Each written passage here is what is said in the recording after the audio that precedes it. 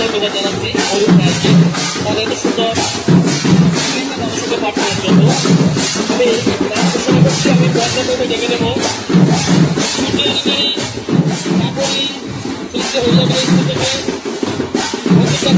সৌরভ মন্ডল, লতা খাবারি, বাজি থেকে এখানে দৃষ্টি থেকে অবশ্যই দলিত